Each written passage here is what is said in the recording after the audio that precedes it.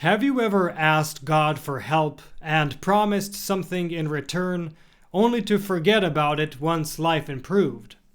If this is you, today's story offers a sobering reminder. God does not forget our promises. Stay tuned.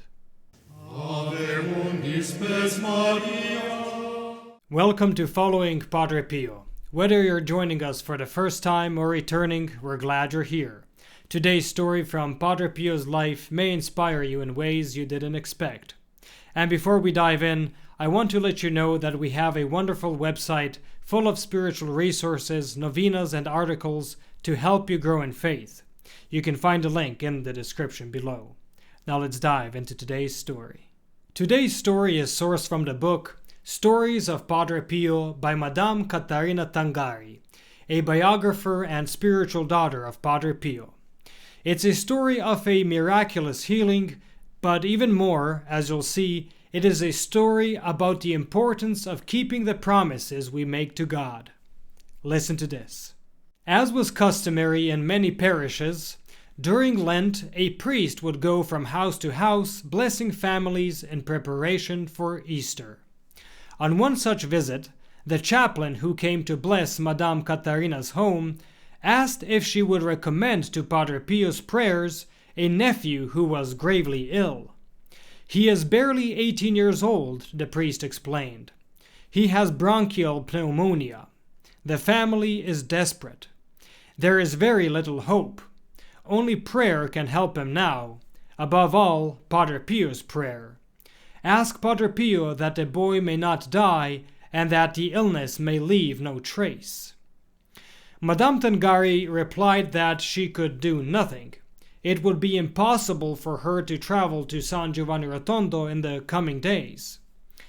After the chaplain left, she intended to return immediately to her work. But she paused and looked around her home. It appeared especially beautiful after the blessing, filled with peace, order, and that quiet joy that is so often the fruit of grace. Everything seemed more radiant than before.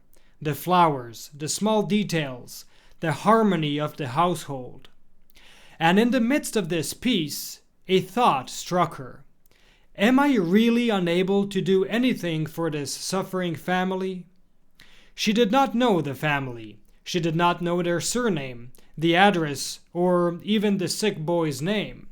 But what did all that matter? Someone was suffering, and she had come to know of that suffering. That alone was enough to move her to act. At first, she did not know how. So she lit a candle before an image of the Sacred Heart of Jesus and offered it for the family. From her own experience, she knew how efficacious such small acts of faith can sometimes be. Later that afternoon, Madame Tangari went to church. Remembering advice Padre Pio had once given her in confession during a difficult period, she began a triduum of prayer before the tabernacle. On the third day, Friday of Passion Week, an unexpected opportunity arose. Madame Tangari found out she could go to San Giovanni Rotondo after all. There she personally recommended the sick boy and his family to Padre Pio.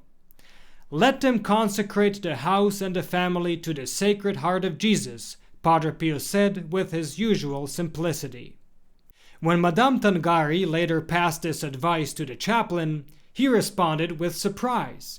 You couldn't have told me anything better, madam. He then explained. Years earlier, when his brother's family had been without a home and in great distress, they had made a vow.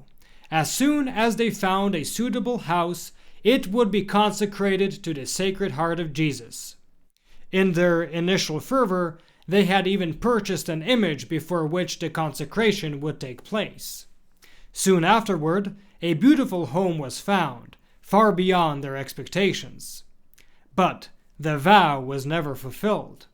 The image of the Sacred Heart was set aside in some forgotten place, and the consecration postponed again and again. From time to time, the chaplain reminded his brother of the promise, but the answer was always the same. There were many other things to do. Thus, The years passed until that painful trial came, one that would finally lead to the fulfillment of the forgotten vow. During Holy Week, following Padre Pio's advice, the chaplain solemnly consecrated his brother's home and family to the Sacred Heart of Jesus. From that very day, the young man's recovery began, a healing that was complete, leaving no trace of the illness behind. Madame Tangari concludes with these words: Padre Pio teaches us to walk simply and naturally in the realm of the supernatural. Everything he does is rooted in Jesus Christ, and that is why it is so efficacious. Even from afar, he becomes an instrument of God's grace. And through his guidance, we too are invited at times to become small instruments of God's providence and mercy. And with that, we conclude today's story. Wishing you all a blessed solemnity of the Sacred Heart.